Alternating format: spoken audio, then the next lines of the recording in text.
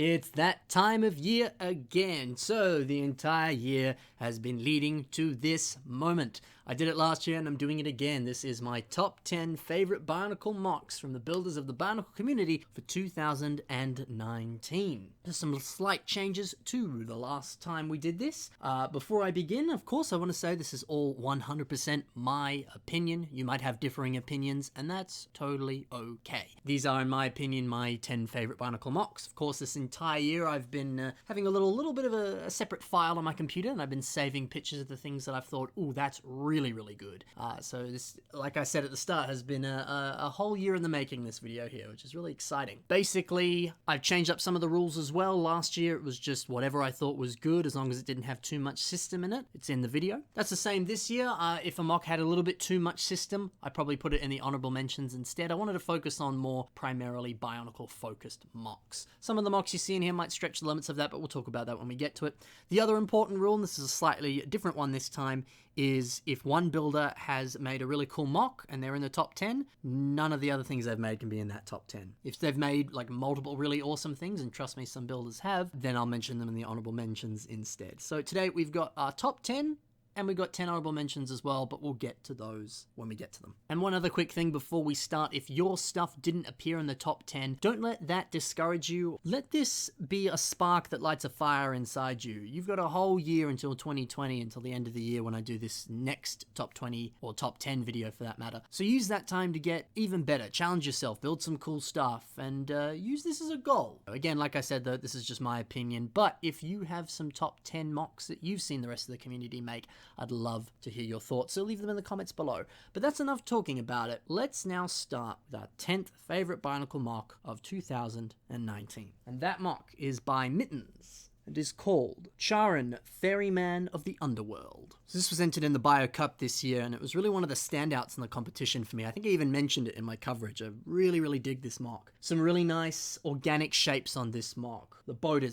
especially, there's some beautiful shaping going on there. No gaps at all. Really solid, strong design. The little torches on the side as well, fantastic. I just think some brilliant uses of the kind of sail pieces, the blue pieces that are forming this robe on this awesome character here, and some of the other Ninjago pieces that came within that wave, specifically on the weapon there. Those pieces were kind of designed to look a little bit more kind of ghost-like to some degree, and so it's a really clever idea of implementing that on this sort of underworld-themed kind of sinister MOC here. It's almost ghostly character. It's fantastic. I also love the fact that this MOC kind of combines a lot of rougher, kind of sharper textures, but it combines them with some smoother, almost kind of ghost-like smoothness on the MOC. You take a look at the cloak here, and it's got some gaps in it, some cuts, and it's a little bit more worn. You take a look at the boat, there's sharper angles, but everything's still smooth. And I like that. So the roughness of these textures kind of shows this sense of death and more sort of sinister underworld lurking beneath. But the smoothness kind of gives this kind of ghostly specter to this MOC. Makes it seem a little bit more undead, which I think is a deliberate choice and a really good choice as well. Some fantastic stuff going on here. I really liked it. So that was number 10. Let's move on to number 9. Number 9 is by Morningstar MOCs, and it's called Pectum. So the weapon on this MOC is brilliant. I said in a recent episode that Mr. Morningstar MOCs make some really good weapons, but this one really spoke to me. Any old MOC, you could slap a gun on it, you could slap a sword on it, you could slap a shield on it, whatever you want to do. But man, there's something about this weapon that really communicates character on this MOC. It's distorted, it has this weird kind of curvature to it, and the color scheme of it, the colors in it, the shape to it, it shows off his powers, that he can kind of distort reality, that he has this kind of cosmic level of intelligence and this cosmic greater power. The combination of the colors and the shapes and just the line styles and everything on this staff perfectly communicate that. Looking at this staff alone, I get a strong idea of who this character is, and that's really clever character design. And I can honestly say there's so many weapons that I've seen this year. Trust me, I've made over like 70 BIS episodes with at least, I don't know what, like anywhere from 5 to 10 MOCs per episode. I've looked at a lot of Bionicle MOCs this year. I don't see a lot of Bionicle MOCs that have weapons that communicate so much about the character. And this is a brilliant example of that. Some really clever stuff going on there. And speaking about colors and the beautiful color scheme on this MOC here, the dark blues, the blacks,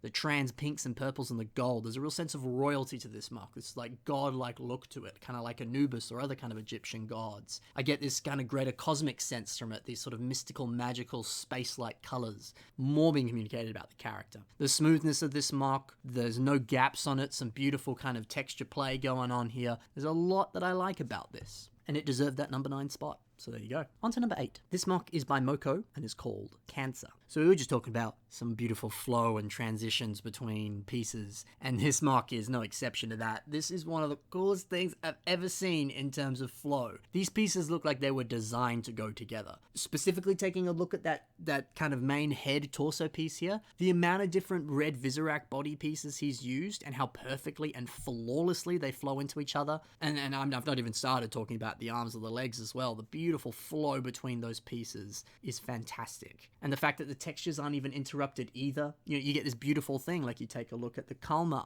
armor pieces on the feet. You take a look at the kind of a whole bunch of different pieces on the arms, and also the Visorak bodies up top. They all have this sort of checkered, rough, kind of dotted texture to them, as well as a nice smoothness throughout. And so those pieces all have that shared texture to them and are nicely spaced out and everything.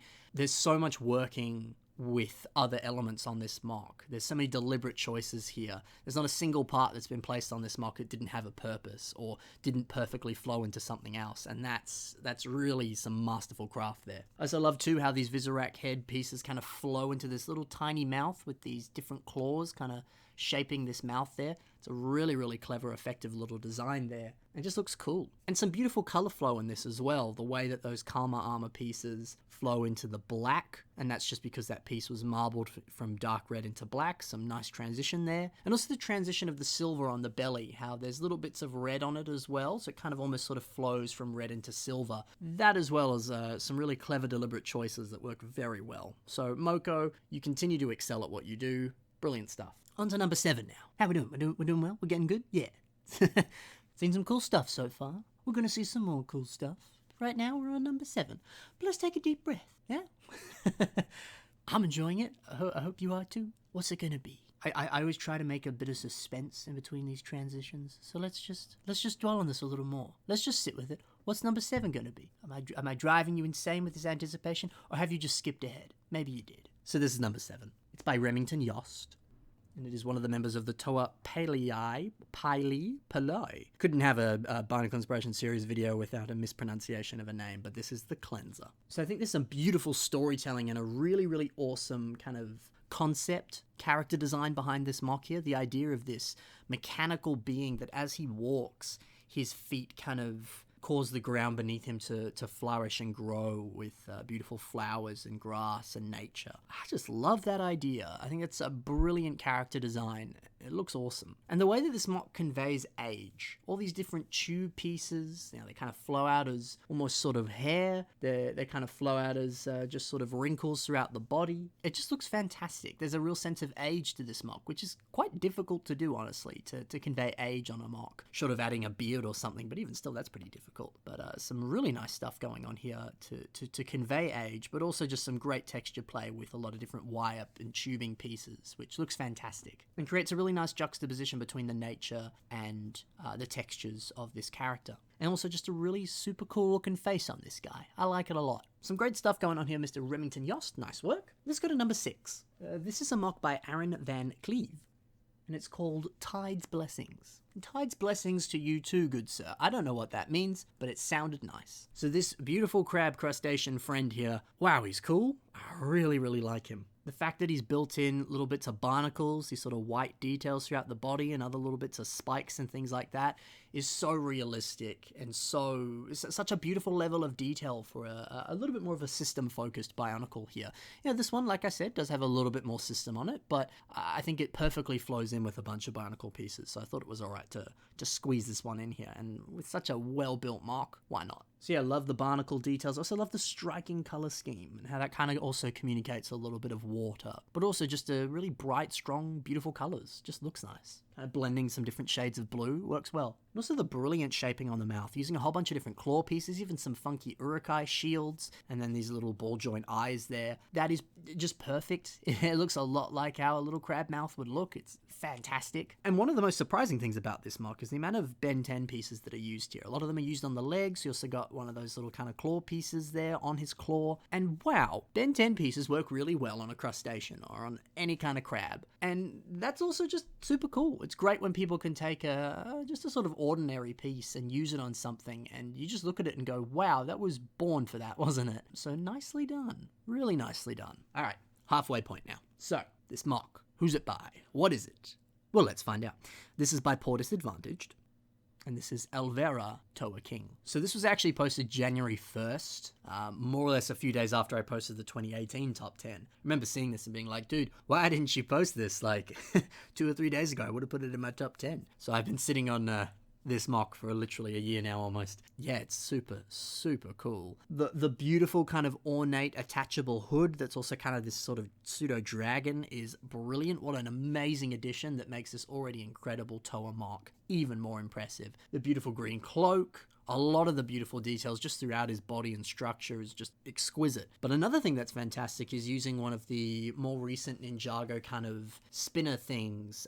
They came with some kind of plastic material that sort of acted as a bit of a, kind of like a sail to some degree, because I believe you kind of spun them in the air and they kind of flew up. Kind of using that as a sort of waistcoat on this MOC is really, really awesome. A great way to use that piece. And kind of partnering it with some wing pieces as well is just beautiful. Smok also has a really, really sick sword as well, also using a few Ninjago pieces there, and also acting as a bit of a badge of sorts for Mr. Poor Disadvantaged, which is pretty cool. So yeah, some striking colors and a really brilliant overall look. Now to number 4. This is by Matt Goldberg, or Balum Nom Nom as he's called. And this is Junkertown Hanzo. So this guy's really impressive. When Matt makes stuff like this, I go, of course, you're invited to display your stuff at the Lego house, because it's fantastic. The hair design, whether it's the facial hair or even his actual hair, some brilliant part usages there, using sausages, minifigure hand pieces, Exoforce, robot arm stuff. Brilliant hair design, a brilliant face design as well. And then playing with so many different cloth pieces, using this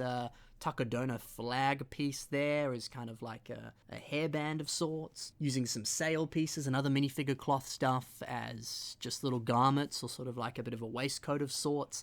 Really, really nice cloth work. We've seen some great cloth stuff this year, that's for sure, but I think this one kind of takes the cake in my opinion. It adds a lot to the MOC and gives it this beautiful ragtag, sort of pseudo-samurai look as well. It's really cool. His weapon is also fantastic, a brilliant bow design there, and I love the deliberate asymmetry on this MOC. It makes him look a little bit more ragtag. You know, he's Junkertown Hanzo. It kind of implies a sense of, maybe to some degree, a kind of post-apocalyptic world, or at least a bit more of a worn-down society that's, they've gone through a lot of turmoil and trouble, and, you know, he's kind of put together what armor he can. Yeah, it's a bit mismatched, but at least he's protected, you know. So some really, really nice color choices there with a bit of asymmetry. And also the ab design he's got here. Super, super cool, super effective. I know exactly what it is. It's not one of those designs you look at and you go like, it looks cool. I don't quite know what it is though. Very effectively done. So really, really good work. Very impressive stuff. All right, number 3 now. This is by Joxon, Mr. DJ OK-Sun himself. And this MOC, well, what's it going to be? Who is it? It is Halgazvod the Purifier. Or however you actually pronounce that. I don't know. The weapon on this MOC is brilliant. This interesting lantern that has this sort of like astral flame coming out of it. Beautiful. Speaking of beautiful, what a fantastic head design. Using one of those washer pieces that has the kind of ridges to it. A bit of an older variation of that piece, but using it as teeth. Using these ring pieces as these piercing eyes. They're kind of smaller pieces, but the beautiful chrome gold of them makes them really pop, makes them look a lot more menacing. This beautiful custom head design as well. I don't think there's a single part of this MOC that I don't go, oh wow, that's very impressive. Some great techniques there, you know, they're really good. But my favorite thing is using all these macaroni pipe pieces on the torso and sort of well, it's pretty much just localized on the torso, isn't it? But the upper and lower torso for that in that regard. The beautiful texture that's formed through repeating those is exquisite. That looks brilliant. I got a fun story about this MOC too, which also kind of helps put it on here as to take the number 3 spot. I had a friend at a local Lego build night, one of my lug meetings, and he was searching through his phone. He's like, I saw this incredible Bionicle the other day. And this is the guy who once told me that I was like, yeah, no, like I do YouTube stuff, it's Bionicle stuff. And he's like, oh, so you and like one other person watch it? I'm like, nah, man, there's a big Bionicle following. He's like, yeah, I don't believe that. And he was just such a naysayer for Bionicle. He hated it, you know, all that sort of stuff. And then he shows me this Bionicle and he's like, I realized, man, that I don't hate Bionicle. I've just not seen anyone who does it right until I saw this. And I was like, well, I got a lot of Bionicle to show you then because you've been looking at the wrong stuff. But yes, Joxon is a shining example of just how the incredible stuff you can do with Bionicle. So I don't know what Bionicle he was looking at where he thought it wasn't so hot and good there. But I have a lot of talking to do to my friend Paul there. So amazing how a mock like this can turn a naysayer into a true believer.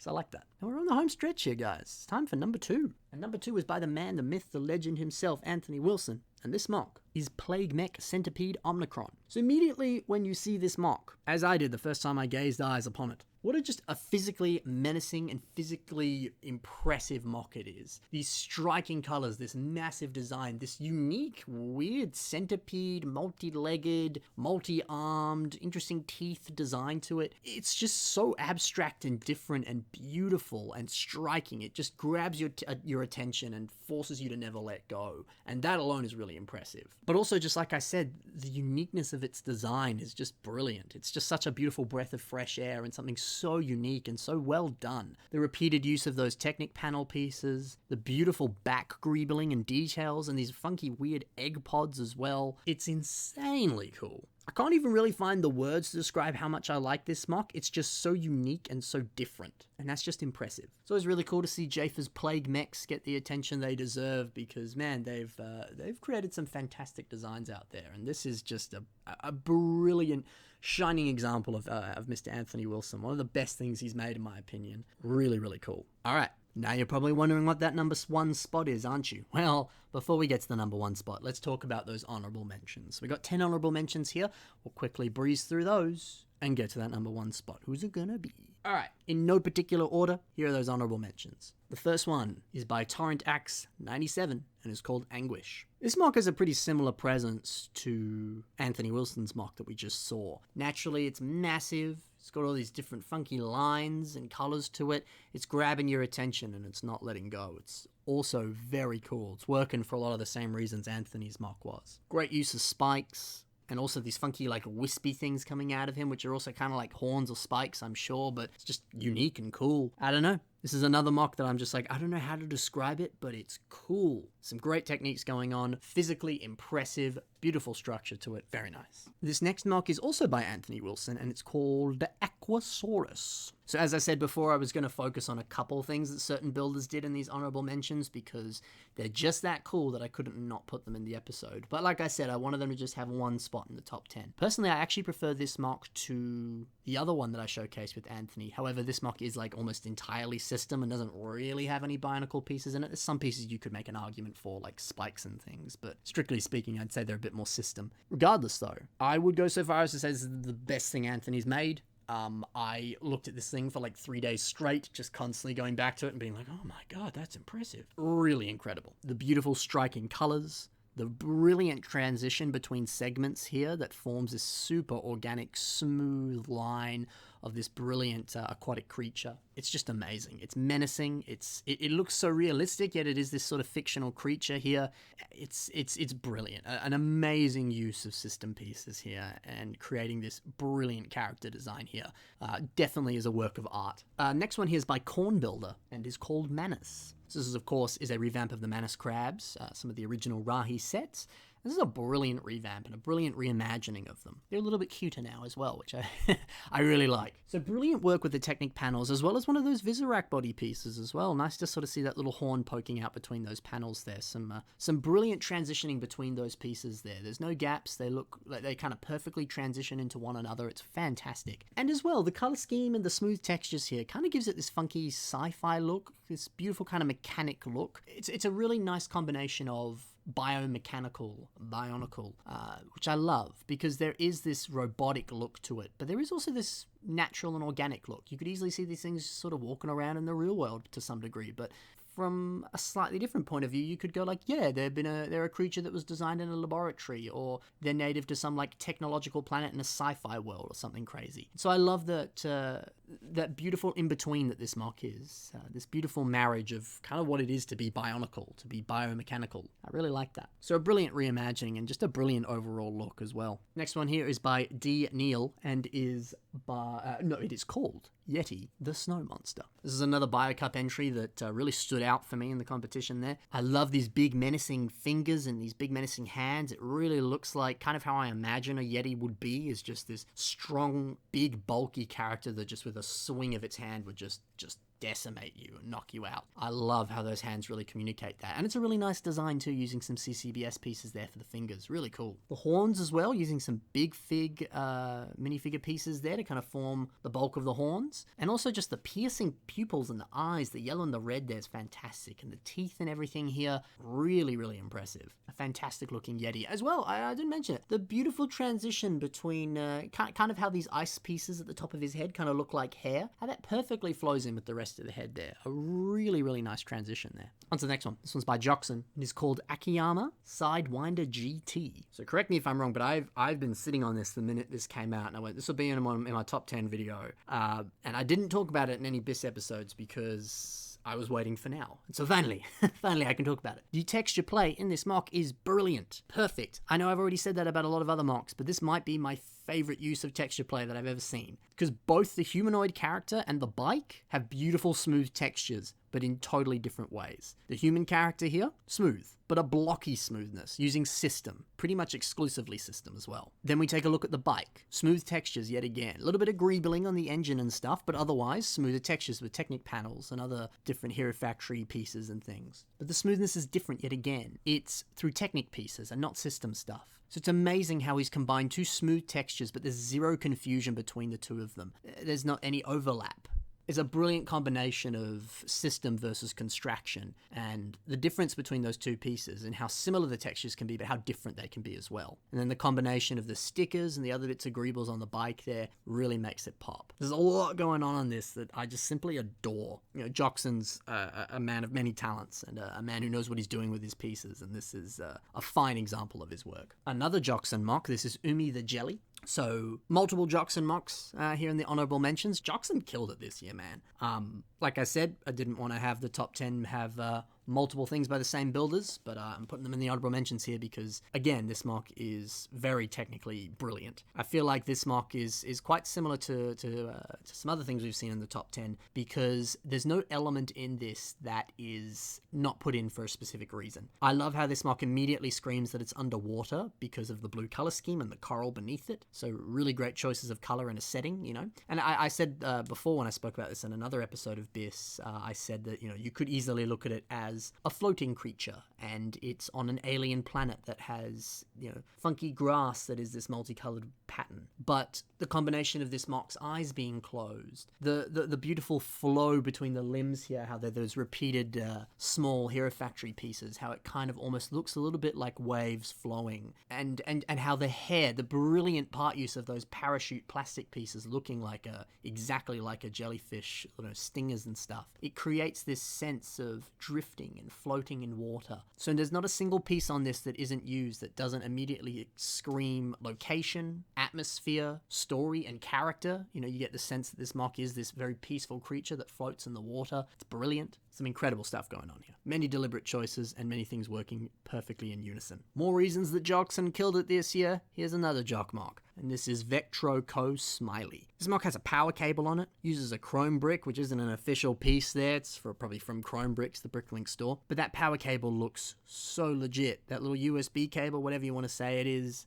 you could look at it funny and think it's not Lego, which is incredible. And the brilliant smiley face this mock has is so cute, so well designed. Hiding it behind the mask there, it looks like a little LCD display or something like that. It's genius. Brilliant stuff going on here. And that pencil too. Super cool. Great stuff, Joxon. Next one. Ao Okononen made this one, and it's called Havoc Dissect 4. Oh, Ao, every year you've been in my top 10, in my honorable mentions, and I've gone, this could have won, but it's got too much system. Again, Ao Okononen killed it this year as well. He made some incredible stuff, and this was my favorite of the stuff he built. Just incredible armor design that this mock has. I love the weapon, using a bunch of click-it pieces there, but my favorite thing is the hair, using those balloon pieces like that as this flowing hair design. Genius. Some brilliant techniques going on here, and awesome looking humanoid character, some brilliant character design, that's for sure. Next mock is by LEGO 7 and is Illidan Stormrage. Once again, LEGO 7, a little too system heavy here, but it definitely would have scored pretty high in the top 10 if it had a little more Bionicle in it. But man, this is awesome. So much we can learn about construction through this mock. I love the weapons, using those dragon wing pieces as blades. That's awesome. But my favorite thing is the eye design here. This striking green there, and also little bits of more green on the body. And then these kind of lavender highlights as well, and how they just form a little line under the eyes. It kind of almost looks like some sort of tattoo, or sort of like spiritual markings on the body, or even just like a kind of corrupting evil that's just sort of, you know, kind of similar to Emperor Palpatine or something. Just the way the wrinkles in his face, how the dark side has just corrupted his body, and he's just looks like he's going to turn to slime or something like that, because the evil in him is just scarring him to some degree. I think this mock is a brilliant example of that. The green looks like decaying flesh. These sort of lavender looks like evil tattoos that are scarring his body. And these wings, these like decaying wings, they're brilliant. Some awesome stuff going on here, that's for sure. And this is now Terra Farmer by Tino Pautanen.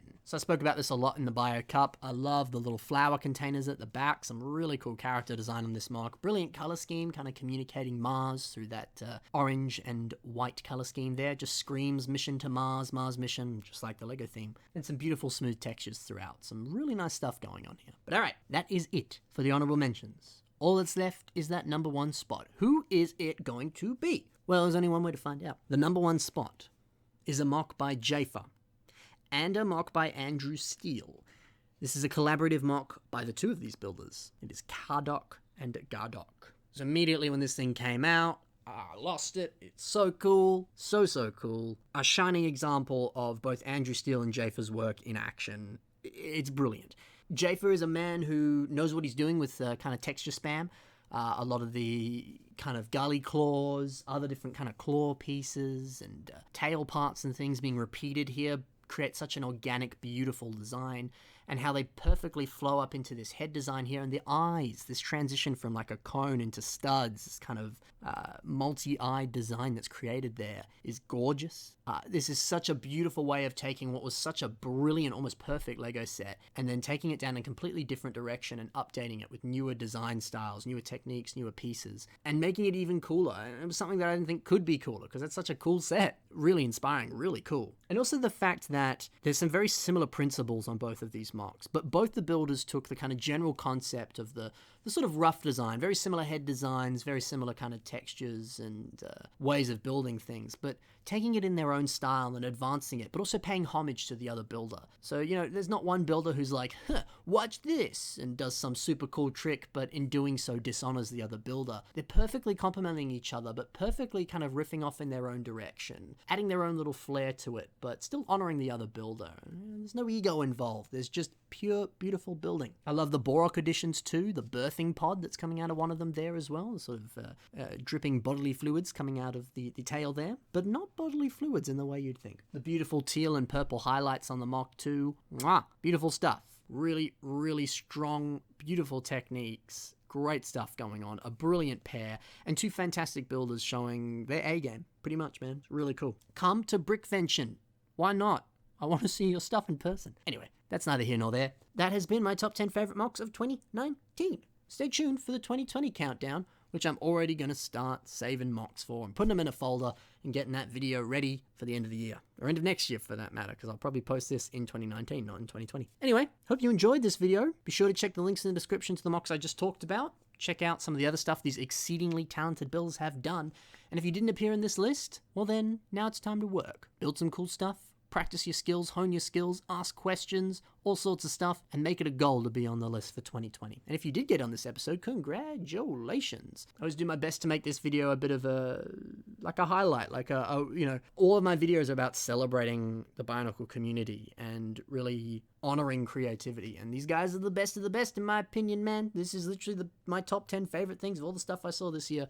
So be proud of yourself. Pat yourself on the back, buy yourself something nice, have some ice cream or something as a reward. You done did good. Good job. Now, of course, there's a whole bunch of other mocks that almost made this list, didn't quite make this list. There was a lot of refining on this. So anyway, that's enough talking. Hope you enjoyed this top 10 video. I'll see you in the next one. Bye for now.